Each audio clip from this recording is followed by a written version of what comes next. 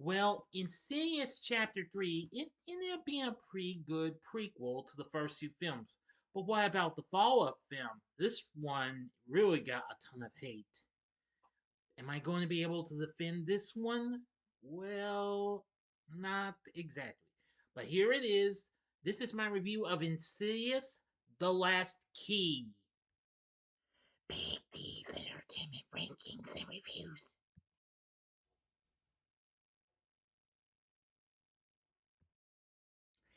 So, greetings, my fellow YouTubers, and welcome to Big D's Entertainment Rankings and Reviews.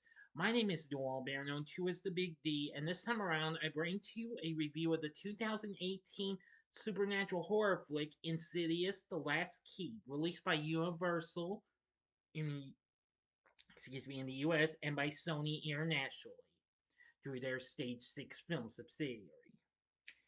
Directed by Adam Rubatel and written by Leigh Whannell, this is produced by Jason Blum through Blumhouse, Oren Peli, and James Wan. This is the fourth Insidious film and second in the chronology, of the story running through the series. Lin Shaye, Angus Sampson, and Whannell returned from the previous films, along with Spencer Locke, Kate Lynn Gerard, and Bruce Davison. The film follows parapsychologist Elise Rainier as she investigates a haunting in her childhood home. Now, of course, it is a follow-up to the last film, Insidious Chapter 3, so if you have not seen my review of that film, click on the card and you can check out in case you might have missed it, or if you would like to see it again. But despite this did so well, this film got disliked crazy. Okay, that'll do it. Now, on with the story. In 1953, Elise Rainier lives in Five Keys, New Mexico, with her parents, Audrey and Gerald, and younger brother Christian. Elise and Christian encounter a ghost in their bedroom. Frightened, Christian looks for a whistle their mother gave him to call for help, but couldn't find it. Gerald, furious, canes Elise and locks her in the basement. Elise opens a mysterious red doorway and is briefly possessed by a demonic spirit. Audrey is killed by the demon. Decades later, in California in 2010, Elise works as a paranormal investigator with her colleagues Specs and Tucker. A man named Ted Garza calls, saying he has been experiencing paranormal activity at his house. Realizing it's her childhood home, Elise departs to help him, While investigating, she finds Christian's lost whistle, but it disappears again after she encounters a female spirit. Elise tells Specs and Tucker that she had been, seeing the spirit before when she was a teenager. She had fled the house in fear of another being from her father abandoning Christian. Elise, Tucker, and Specs meet Melissa and Imogen, Christian's daughters. Christian is still furious at Elise for abandoning him, hoping to repair their relationship. Elise hands Melissa a photo of the whistle, telling her to show it to Christian. Elise and Tucker discover a hidden room in the basement guided by the female spirit. They discover a young woman being held prisoner inside. Ted reveals that he is responsible. He locks the group in and tries to kill Specs, but Specs kills Ted in self-defense. After police clear the house, Christian and his daughters go inside to find the whistle. Melissa is attacked by the demon from Elise's past, known as Keyface. Keyface sends her into a coma with her consciousness now stuck in the spirit realm of the further. Trying to save Melissa, Elise searches the house and discovers hidden suitcases containing belongings of numerous other women who had been held prisoner, including the young woman she had seen as a girl. Elise realizes that, like Ted, her father Gerald had also kidnapped women and held them in the secret room. The woman she saw as a girl, Anna, was actually alive then, not a ghost. She had escaped the hidden room and found a passage leading to the laundry room. Gerald saw Anna hiding when he confronted Elise about seeing someone and lied to her, precipitating her leaving home. Elise temporarily stunned Gerald by grabbing his face and showing him the manner of his death. giving her time to escape. Once Elise ran from him, Gerald went back and killed Anna. In the present, Elise is ambushed by Keyface and her spirit taken into the further. Adult Elise encounters her younger self in the further, where she explains to adult Elise that she knows her daddy is just scared when he punishes her and that Keyface wants her to help him open all the doors in the further. Imogen, who possesses abilities like Elise's, enters the further and is led by Anna's ghost into a prison realm where Keyface is holding all of the souls he has taken, including Melissa and Elise. Elise realizes Keyface had been controlling both Gerald and Ted and feeds on the fear and hatred generated by the women they kidnapped. Keyface tries to coerce Elise into hurting her father's spirit as revenge for what he has done. Elise starts being Gerald, but is stopped by Imogen and refuses to feed Keyface any more hatred. Keyface captures Imogen's soul and then attacks Elise, but Gerald tries to save her before he is stabbed by Keyface and spirit vanishing. Now I'm going to the ending. You know the procedure, like always. You have 5 seconds to stop this video. Go to the description box below and fast forward to the time below. If you've seen this movie already, please continue.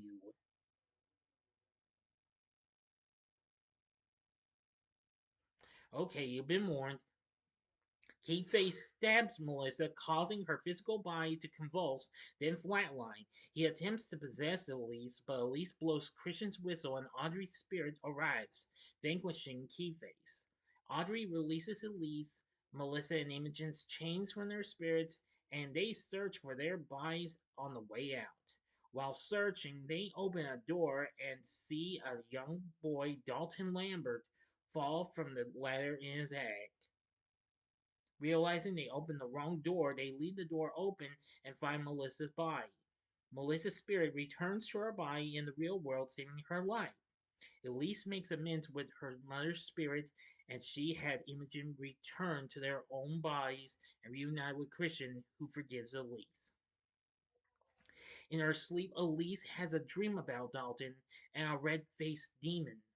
She awakens and receives a call from Lorraine.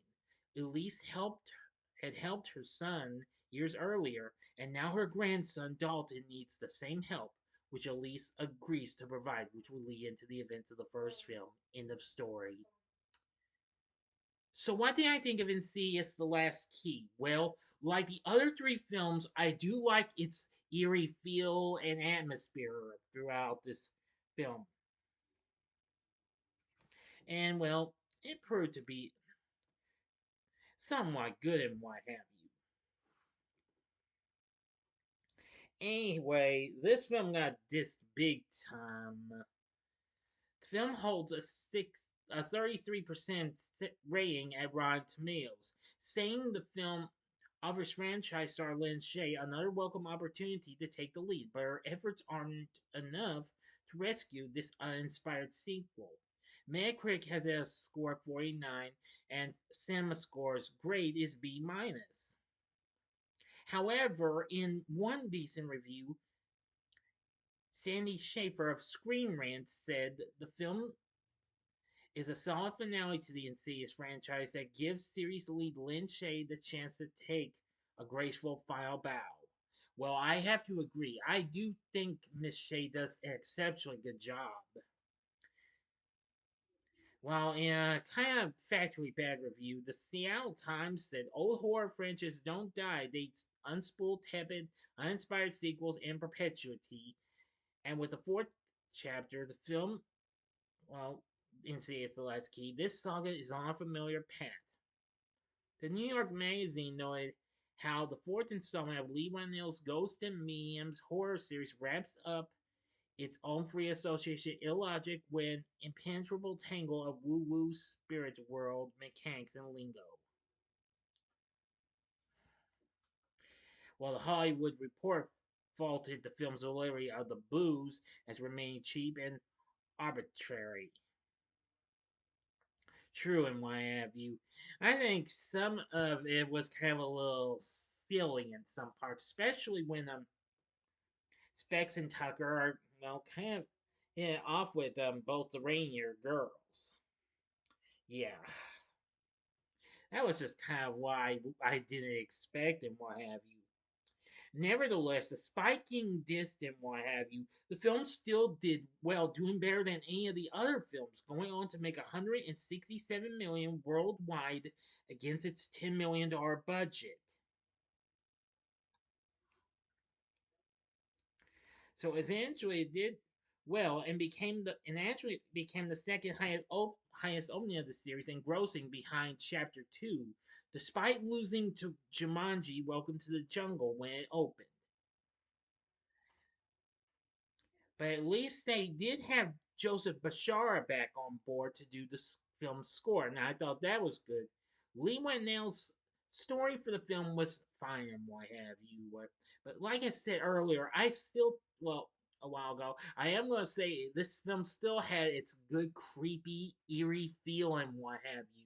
So that's one of the things I kind of actually do like about the Insidious franchise. It's just this is kind of like a mixed bag.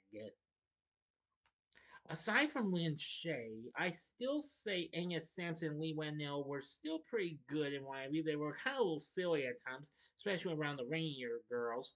Melissa, played by Spencer Locke, and Imogen, played by Caitlin Gerard. Playing Christian Rayner, the now old one, is Bruce Davison. I'm going to say he was pretty good.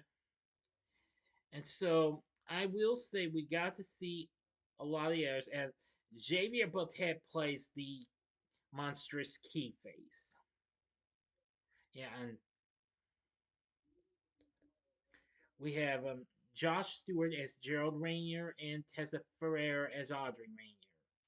So the cast isn't too bad, but all I can say about Insidious The Last Key is I feel like it's kind of the weakest of the franchise after only watching it one time like the other two, and the fifth one, which I'll have a review coming up soon. But I still like how it proved to have a little eerie, frightening feel to it, just like the others do. So, with everything said, I want to say that even with its eerie atmosphere and feel to it, as well as still a good score by the same guy, Joseph Bashara, and Lin Shaye being back, plus Angus Sampson and Leigh Whannell, even though those two are a little funny and what have you. Would I recommend Insidious The Last Key? Well, I'm only going to recommend you give this a one time watch. If you're a hardcore completionist, that's it. So, what did you think of Insidious The Last Key? Let me know in the comments section below. If you like this video, consider clicking the like button, subscribe, and be a part of the Big D Nation. Continue to help support my channel. Make it grow and make the views grow. Tell all your friends about my channel. Get them to know me and have them come and be a part of my Big D Nation. And next time I'll be bringing to you a review of the fifth and final chapter, we hope, of this franchise in Insidious The Red Door. So if you like this, you can check out some of these other reviews. First, you can see my review of the fourth film in the Paranormal Activity franchise, which I know kind of went downhill, especially with this one. See my review of Paranormal Activity 4 in the upper left hand corner, or you can go to the upper right hand corner, see a little bit much better film, which would be done by the people who gave us this franchise, including James Wan, in the form of The Conjuring, The Devil Made Me Do It. Or you can go to the bottom left hand corner and see my review of the third installment of the spin-off to that franchise in Annabelle Comes Home. And the bottom right hand corner is the button you can click to subscribe. If you like rankings and reviews on movies, TV, music, video games, etc., then I'm your guy. Thank you for watching. Until next time, I'm the Big D saying, see ya.